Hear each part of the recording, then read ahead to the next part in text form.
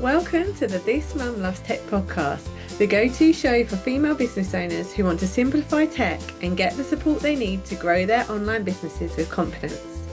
I'm Nicola Walsh, your podcast host. I'm also a mum to two cheeky boys and I love tech, so you don't have to.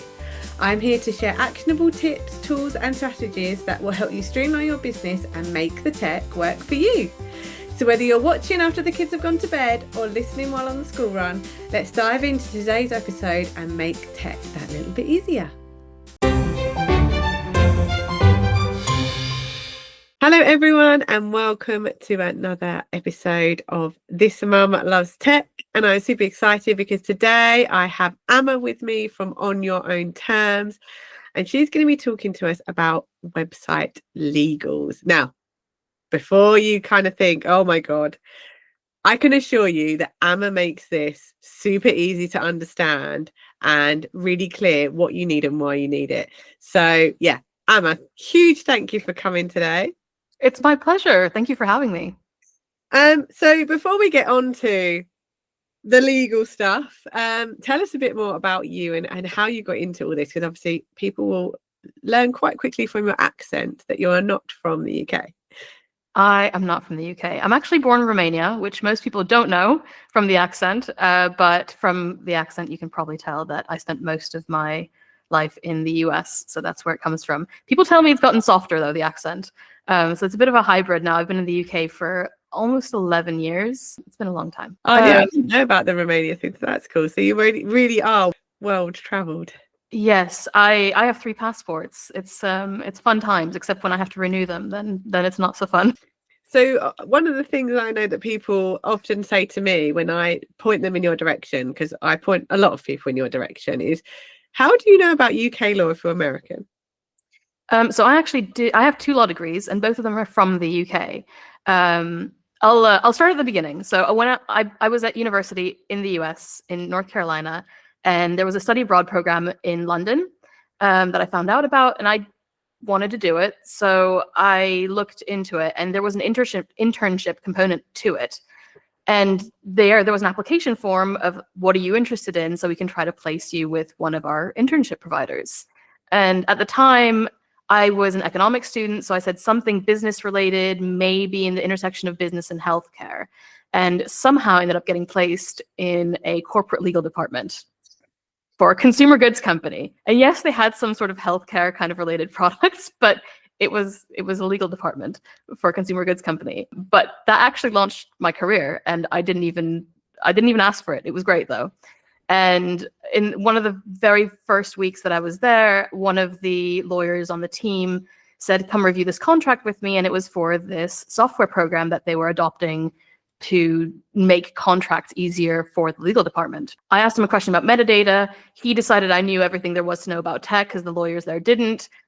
It wasn't true, but they believed it. And this is how I ended up on my first international legal project, working with lawyers and in the company and lawyers and law firms all over the world to try to get this new process going in the company. The project actually ended up winning the Legal Innovation Award from the Financial Times, which was incredible. That's amazing. It was amazing, and that was my internship, and that was how I started. So it was a company that just outside of London. So obviously HQ was here. I was not a law student yet at the time, but I started learning on the job that way.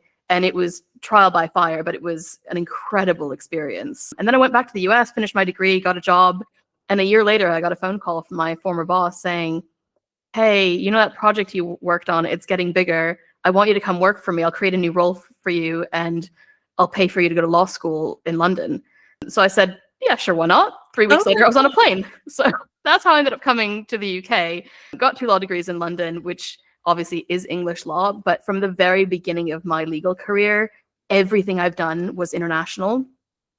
So all of this online business world that I'm in now, although I started more in a traditional, physical products business and working on logistics and privacy policies in other countries because we had a website and so on, everything I've done literally from the very beginning of my career has been about making things legal cross borders and making things compliant when you are a global business. And it's funny that you would think that this is a big business thing, but actually now, because online business is the new way of doing things, it's also a small business thing. And a lot of people don't understand that, unfortunately, even as small business owners, we're held to the same standards, we're held to the same requirements of complying with the laws where all of our audiences, all of our customers are. So yes, I know a lot about UK law because I did my law degrees here in the UK, but I also know a lot about the laws all over the world because that's what I've been doing for over a decade now. Oh, and that's amazing. I think that's such a good point, is that people forget that as soon as you take on a client that is in another country, you are abided by those laws. As soon as you have visitors to your website from another country, which you have no control over, if as soon as you look at your Google Analytics, it's like, oh, that person's come from that place, you'll then need to abide by those rules and regulations and stuff, which is why I think for me, when I first discovered you, it's probably like, is it like 3 or 4 years ago now? When did you Something first like that, yeah. launch Template Toolbox? I was like, this is who I need. Someone that can not only understand what I need to do as someone who's in the UK, but someone who is working with people all over the world. And that's exactly right. That's what you need. And I commend you for knowing that from the very beginning, because a lot of small business owners don't, and it's not their fault. For any of you thinking this is news to me, it's absolutely not your fault. There's no way you would know this. And it's one of those things, as a small business owner, you learn along the way about all these things that you're supposed to know and supposed to do, and you do the best you can with the information you have at the time. And you're going to make mistakes. We all do. And as you start to learn about these things, and I mean, good on you for listening to this podcast. It's not exactly the most exciting topic, and you're here because you want to learn about it, because you realize it's important for your business. So we learn about these things along the way, and then we find the people who can help us do them, because let's be honest, you just want to grow your biz. You don't want to become some sort of legal whiz, like it's not your area. It's not what you want to do. You just want for someone to make it simple for you and help you get it done. Exactly. And I think it's something that I know I try and weave into everything I do. Like, we had a quick chat before we got onto the podcast, and I was saying, like, whenever I do a website build, your name is there, because I know how important it is to get that legally right. Whenever I do something to do with email marketing, whether it's my Ignite Your Email list course or I'm just working with someone, I always send them your details, because I'm like, it's not just about getting it set up and making it work. It's about being compliant as well. So obviously, when you were talking, you were saying you worked in for firms and all that kind of stuff. When did you make the switch to work with small business owners? Like, how did that come about? So first of all, I just want to say thank you for trusting me with not only your business eagles, but also your clients, to have me in your course and so on. I mean, it means a lot to me. So thank you. But to answer your question, when did I make the transition to small businesses? I first left my job, my full-time job in the corporate legal department, to do consulting for other legal departments. And so I went from working with one really big company to working with many multinational companies. I was flying all around the world for a few years, and the business was going great. But then 2020 happened, and we all know what happened. We all know what happened. Let's not go into it. But that dried up, because my business was based on flying around the world, presenting at conferences and meeting new potential clients, either through word of mouth or people who attended my presentations. And that just stopped. And so I had to find a new way of doing things. And so in the meantime, my dad also had a business in tech, completely unrelated, but we talked about small business things all the time.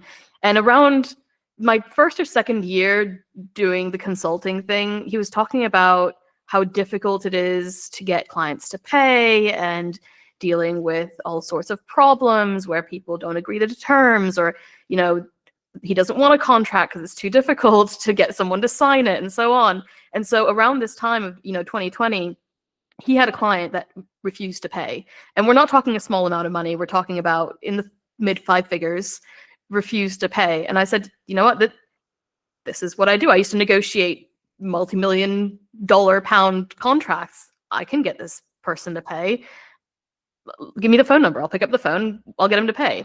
And I got about 5 minutes before that phone call, and I had one of those moments of, oh, this really matters. I'm trying not to swear, by the way, just in case anyone, but it was oh, this really matters. This is a small business on the line. It was not only that, but it's my dad's business. And if this client didn't pay, the business would have died, and the employees that needed to get paid, they wouldn't have gotten paid, and they would have been out of jobs too. It's one of those situations. And I panicked. I fell back on experience. I calmed down. It went great. We got them to pay 75% of what they owed us at the time. And I call that a success because they weren't going to pay anything. And the business continued. But it was that moment of going, wait a minute, I have this experience because I used to do this all the time. But what about all these small business owners like my dad who don't have any experience? And when you're faced with that situation, what do you do? And that was when I started thinking about starting this business and working only with small businesses. And a few months later, I made the transition. I said, I'm done with corporate. I'm working exclusively with small businesses now because they deserve the protection just as much, if not more, than the big businesses where, you make a mistake and there's a lawsuit and it costs somebody a few millions, but it's just lines on in the accounting. Nobody actually gets that affected. Occasionally you get a scapegoat who gets fired and so on, but it doesn't affect real lives the way it does for small businesses, because if you have a massive legal disaster, if a client doesn't pay, if you get sued because you had the wrong, no terms and conditions, or somebody steals your stuff, all of that can be business ending. It affects being able to put food on the table. It affects your mental health, being able to be there and present for your family or enjoy your life. And that was the reason. That was the transition I made. And I started on your own terms.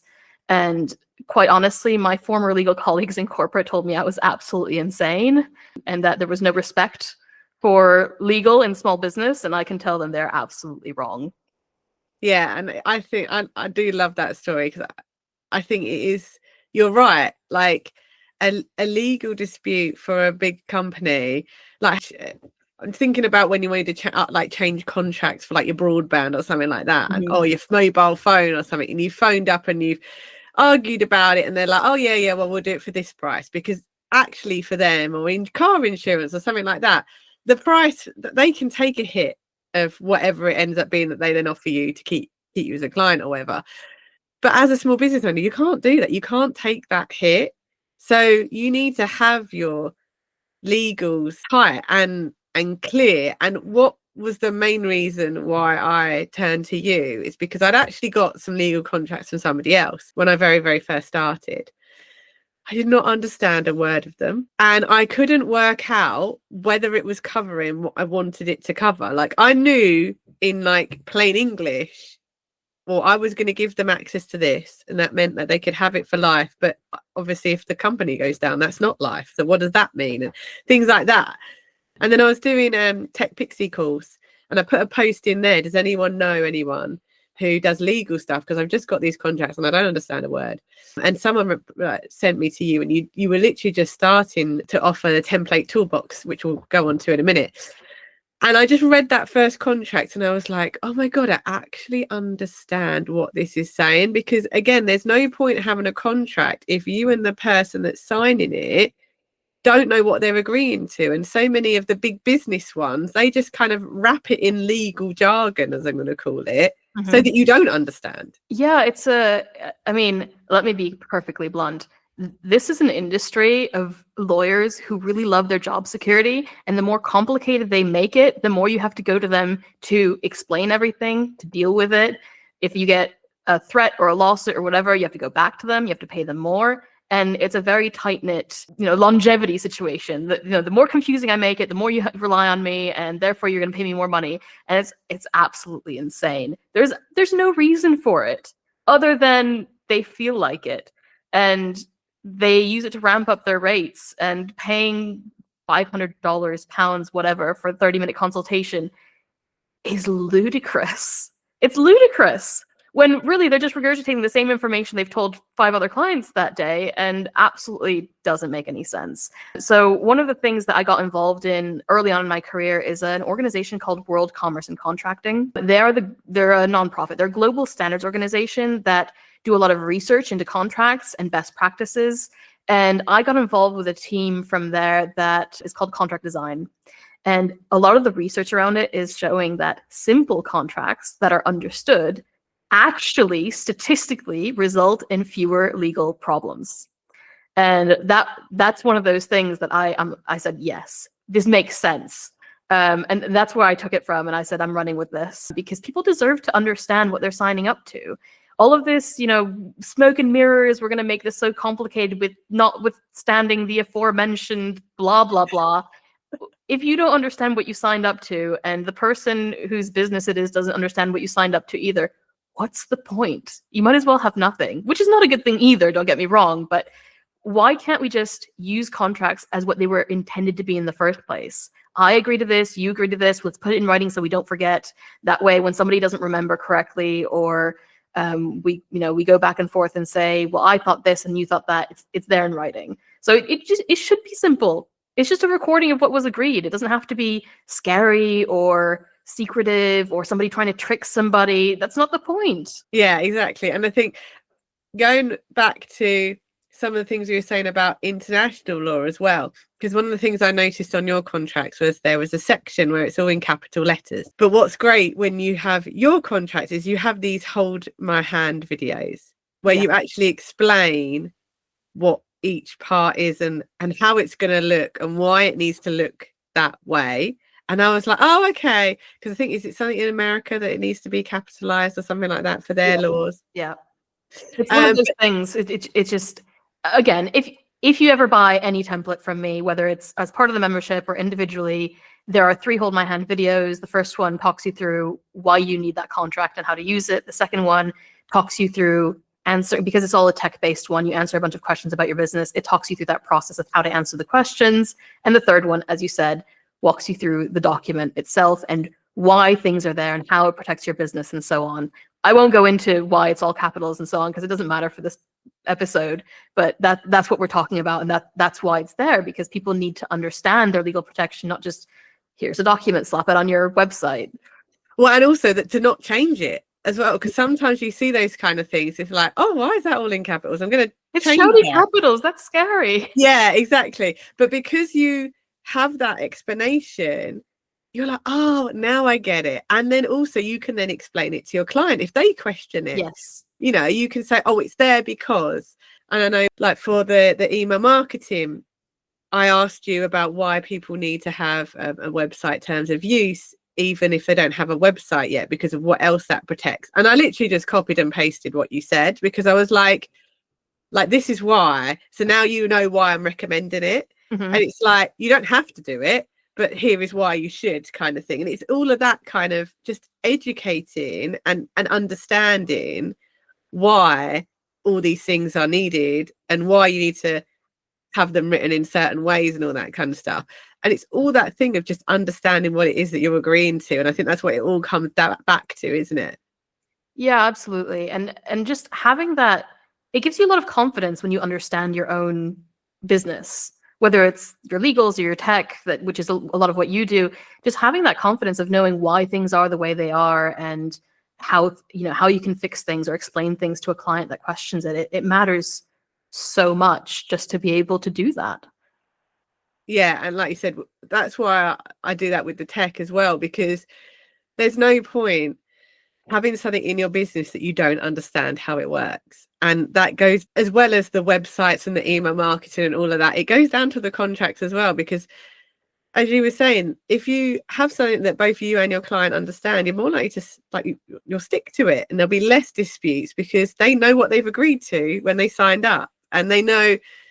And we're not just talking about with your contracts as well. We're not just talking about contracts for services. We're talking about things like media releases and refund policies and all that kind of stuff. Just understanding, like we have one for this podcast, how I'm going to use it. And are you happy with it? And you know how I'm using it. And all that kind of stuff just means everyone is just really clear of every little stage.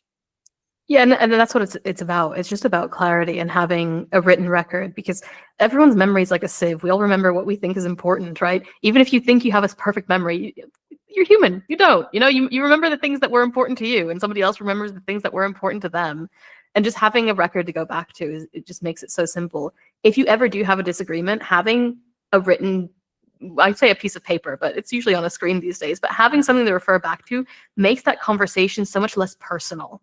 Instead of he said, she said, but I remember this and you're not holding to our agreement. And so it's right there on a piece of paper, and you can look at it, both of you, and just have a conversation that's not emotional and personal about it, and then you can carry on. Because so many of these things that turn into these massive disputes happen because there wasn't a contract in place, or there was one but it wasn't clear, and then people understood different things, and then they end up having a massive, just like really emotionally invested argument about it. And it's absolutely normal to be emotionally invested when it's your own business, and I was talking about that earlier with how much it matters to small business owners. But trying to take that personal element out of it makes such a difference to give you that calm, so you're not reacting and you're just trying to solve a problem and move on. And I've seen it save so many business relationships, where you can have a conflict, look at the contract, get it resolved, and then move on, and that person's still a happy customer. Yeah, no, definitely. And that's so important, because again, looking at like bigger businesses and smaller businesses and small business owners, we don't have as many clients. So the ones we have, we want to look after. And the contracts, they not only look after us, they look after them. Yes. And showing that, I mean, that's one of the things I do in my contract templates. They're fair. And it matters, because when somebody looks at a contract and says, wait, hold on a second, all of this protects you, but it says nothing about me. Just having a contract that's fair, people look at it, read it, understand it, and say, oh, this is reasonable. Sure, I'll sign this, no problem. Whereas a lot of the mentality around contracts, especially for small business owners, is, oh, that's a bit corporate and stiff. My clients are friendly, nice people. I don't want to get all of that unsexy contract mumbo jumbo involved in this. It's a nice relationship. Why ruin it with that? And it doesn't have to be that way. Yeah, and I think that goes really nicely onto my next question I was going to ask you, is what is it about contracts that people misunderstand the most, do you find? I mean, the first one is that big misunderstanding of people thinking that only the laws in their country matter, when in reality it's not. I'm in the UK, so I only need UK laws or a local lawyer in the UK. It's, if you sell online, your customers are in their countries with their consumer rights and their legal requirements. Online business is global, even when you don't necessarily mean it to be. And I can't tell you the number of times I've gotten a DM with some version of, I'm looking for an attorney to speak in my membership about. And after I explain to them that I'm happy to speak to their membership and here are my qualifications, and then I also add, by the way, you use the word attorney, which is a US term. I don't have a US law license. If that's important to you, then I'm not the person for you. And they often say, never mind, or ghost me, because the internet. And honestly, I think it's the Americans that have the most local-centric view of all the people I deal with. Sorry to bash Americans. I'm American, so I feel like it gives me a bit of a free pass. Get away with it. I can get away with it a bit more. And it's not all of them, honestly. It's not a criticism, because going back to it, it honestly is a misunderstood thing that you need a local lawyer for your legal terms or for whatever your legal needs are. And it's not that a local lawyer can't help you. We all live somewhere, so we're all local to somebody, but it's just not necessarily what you need. You just need someone with experience helping businesses like yours. And that means international. I mean, I had a client, he was an Australian business. He had an Australian business, obviously. He was not the business. But he ended up with a UK customer who then asked for a refund within 14 days. And he didn't even target the UK to sell his product, but the internet doesn't care who you intend to reach. So he had to honor the 14 days cooling off period that applies for UK customers, and he didn't even know it. He just got this email saying, I'd like a refund, please. And he said, no. And the customer was, well, you have to, because you have to. So no, it's not about where you live or where your business is based. It's about where your audience is. And that's something that a lot of people miss. And then the second part was that contracts don't have to be scary or in stupid, not understandable language. And also it doesn't have to be ridiculously expensive either. And I'm not the only option out there. You have choices. It's just about finding someone that is right for you, can understand, can explain things in a way that you understand, and has the right experience. And there are plenty of other options out there. I'm very happy to be the one that you nominate and that you trust me with your business and with your clients. But the internet's a big, wonderful place. Just make sure that you do your research. Yeah, amazing. So talking about memberships and things, one of the things that I have asked you to do, which you're going to be doing for us next month, is coming into the This Mum Loves Tech membership to talk about more specifically website legals. So without going into too much detail about what you're going to be covering in the masterclass itself, just can you give us a little bit of kind of the structure of how your masterclass is going to work? Because it's going to be a little bit different to some of the other ones that people that I've had come in before. Yeah, so one of the really cool things that we're doing is we're going to be running a competition together leading up to this masterclass. So anyone who enters and attends live will be in the draw to win the website protection bundle, which is my most basic website legals bundle. It includes a privacy and cookies policy and the website terms of use. And not only that, but we're going to create yours live on the workshop. As you probably figured out from that statement, those are two of the very important legal documents pretty much any online business with a website needs to have. And a website is not necessarily just a full-blown many pages website. It's even if you have just one landing page with an opt-in form where you send out your first freebie, you're collecting email addresses. That is personal data. And that means that you have to follow the data protection laws around the world, like we talked about, for anyone who enters. So if you have somebody who's entering from Brazil, you need to follow the Brazilian data protection laws when it comes to that person's data. If you have someone from the UK entering your competition, you collect their details, and simply just a name and email address is enough. You need to be following the UK Data Protection Act and so on. So there are laws all over the world, and the privacy and cookies policy that I created is meant to comply with all of the major data protection laws around the world and is updated regularly if there are any changes. But whoever wins this competition will have theirs done on a demo live, and we'll obviously get to keep it and then use it. And so we're going to be covering all of those website legals, why they're important, how you can create one using my template toolbox. But obviously, as I said, you do have other options. This is just what we're going to be demoing on the workshop. And then I'm going to be talking about the 3 most common legal mistakes that small business owners make and how to avoid them. And all of that is going to take about 45 minutes on the workshop, right, Nicola? Yeah. And then we're going to have some Q&A at the end so that if there's anything that you have a burning question about, there will be an opportunity to ask the question during that workshop as well. Yeah, I'm so excited about this because it's one that I'm very much about doing things practically and showing people how they work. And I think when people see how simple one it is to put your templates together and understanding why the different bits are there and how it's covering them for what, it will just, it's going to be brilliant. And so that competition is open to anyone who is in the This Mum Loves Tech membership. And the good news is that for this Black Friday, you can join the membership and you can get 50% off your first month. So you can come to Emma's workshop, enter yourself into that prize draw for just £15, which is going to be amazing. Yeah, and I can't wait. I know there's lots of people already in the membership. The ladies are really excited about your masterclass because, as we've been saying throughout this whole episode, the legals is something that people sometimes often avoid, which is a big mistake altogether, or they just don't understand. And I think coming through your workshop, they're going to get this understanding and they're going to actually come away with something as well, if they're the lucky competition winners, that they can actually go and use and know that it's protecting them and their website and their business and their customers and all the different things that it needs to protect. So yeah, it's going to be really, really exciting. So that masterclass is happening on Tuesday, the 2nd of December. The membership closes on the 1st of December. So you've got till Monday, the 1st of December, Cyber Monday, to join the membership, and then you'll be able to come to that masterclass. And I promise not to make it boring. I know it's a lot to live up to, but I promise it won't be terrible. No, it definitely is not boring. I've seen lots of your hold my hand videos now, and you definitely don't make it boring. And hopefully people have realized from this podcast episode as well that you do make legals fun and easy to understand. So obviously this is the This Mum Loves Tech podcast.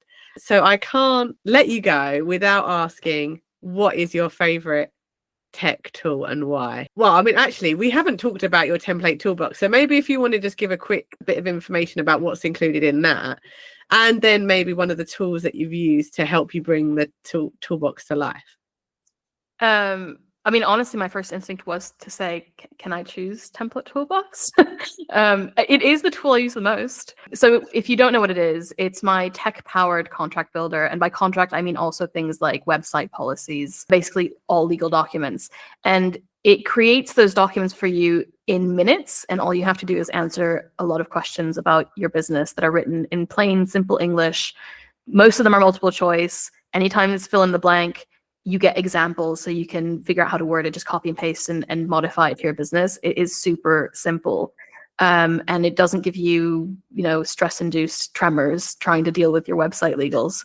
Because I've seen all of those templates that are on the internet, whether they're paid or not. Some of them are sold for hundreds and hundreds of dollars, pounds, whatever your currency is. And it's still a Google document with a bunch of highlighted sections, and you open it up and you go, well, what am I supposed to write here? I don't know how to write this. I don't even understand the rest of the sentence. So I promise it's not like that. You don't have to understand any legal. There's no Googling required. And it takes about 5 minutes to create a legal document that is customized to your business and legally legit, protecting you worldwide. And I use it daily. Obviously, my customers aren't using it daily like I am, because whether I need to contract my own business or I'm working with a client on their terms and conditions or whatever, I use it constantly. So yes, I'm biased, but not necessarily wrong. But in the spirit of not being a total cliche, my favorite tech tool that isn't mine is Notion. And if you don't know Notion, it's a business and project management tool. It's the one that quietly keeps my business from falling apart on any given Tuesday, because it's basically my external brain at this point. I open it more than my email, which says a lot. And if something's not in Notion, there's a 99% chance I'm forgetting it exists, because I use it for everything. I plan my social media and marketing content in there. I organize my legal workflows. I map out my freebies, my sales for the year. All of my customer questions from all of my template toolbox members go in there with my responses in case I ever need to refer back to them. Even sometimes recipes end up in there. So it keeps my business running without having 17 tabs open all the time, although I probably still do that as well. But as somebody who needs organization, otherwise it's absolute chaos, I need systems that don't fight me. And Notion lets me move things around and add structure when I need it, and lets me ignore structure when I don't, and I want to move a to-do list item to the next day. So it's it keeps me running. Oh, I love that. I mean, I use ClickUp for the exact same reason.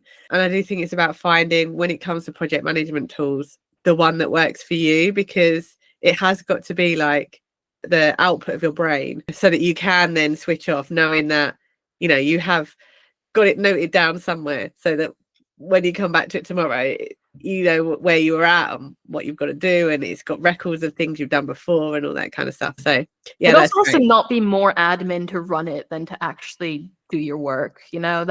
That's one of the things that I've never used ClickUp.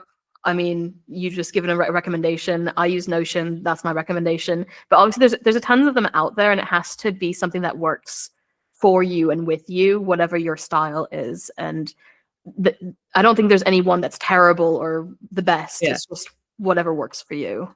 Yeah, no, 100%. I think I always say that when it comes to the project management side, that I think that's one of the tools especially that really you need to test until you find the one that works for you, because like you said, there isn't actually a bad one, but it's finding the one that works how your brain works.